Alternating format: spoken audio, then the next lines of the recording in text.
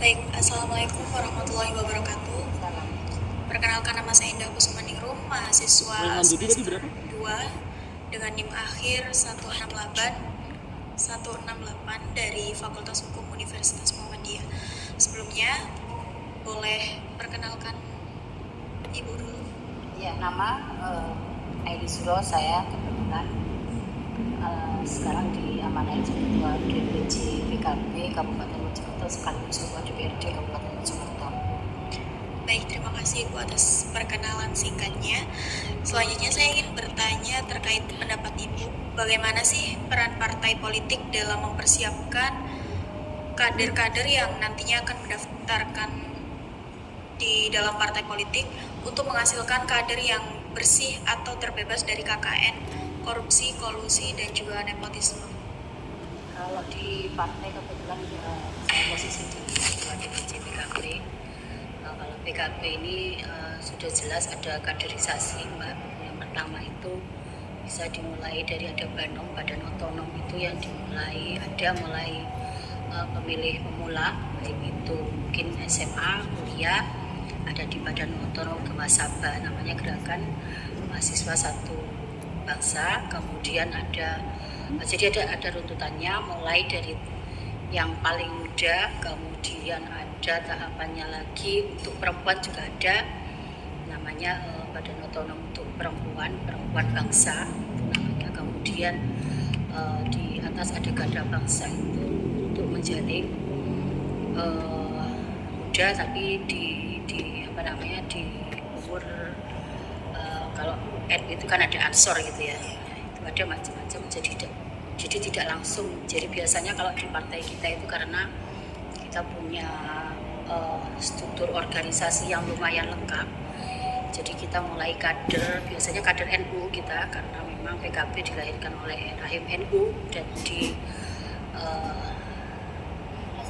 didirikan oleh NU, maka biasanya kaderisasi juga dimulai sama dengan kaderisasi NU, baik itu di tingkat pemula atau sampai kalau di NU itu ada MBC atau muslimat gitu ya, yang untuk sampai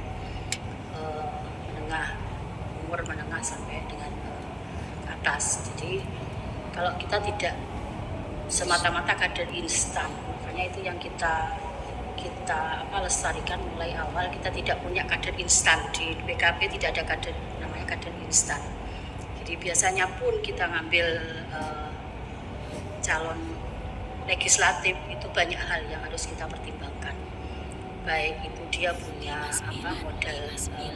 modal dasar tokohan. Biasanya kita ambil dari kader-kader NU yang terbaik, kemudian ada mungkin dari tokoh-tokoh masyarakat yang lain.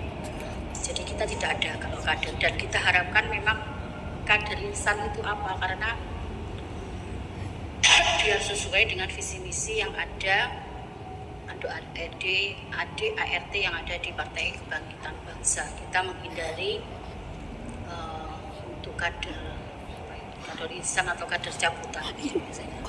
Dan kita berharap dari kader awal itu kita ambil dari ketokohannya, kemudian mungkin dari kader NU yang mulai bawah, jadi beliau-beliau yang akan nyalek ini sudah paham betul begitu mereka masuk ke partai politik, dengan harapan kalau tujuannya tidak untuk cari uang, tapi tujuannya itu berkhidmat untuk masyarakat, maka itu akan meminimalisasi kader kita yang nantinya akan duduk di legislatif ini mindsetnya adalah untuk cari uang. Tapi bagaimana mindsetnya beliau-beliau ini, kader yang kita bawa ini berkhidmat sebesar-besarnya untuk masyarakat. Itu mungkin.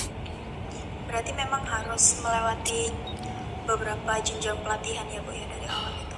Kita bukan pelatihan namanya, tapi kalau sebelum caleg, sebelum perhelatan itu kita juga buka pendaftaran. Setelah buka pendaftaran nanti kita beri seperti pelatihan atau briefing gitu ya, supaya nanti kalau misalkan beliau ini kader kita yang terbaik dan ditakdirkan untuk jadi, maka harus sesuai dengan rambu-rambu akidah-akidah agama yang sudah kita junjung tinggi. Karena memang apa, kita berangkatnya itu PKB ini dilahirkan oleh Nahdlatul Ulama, itulah itu.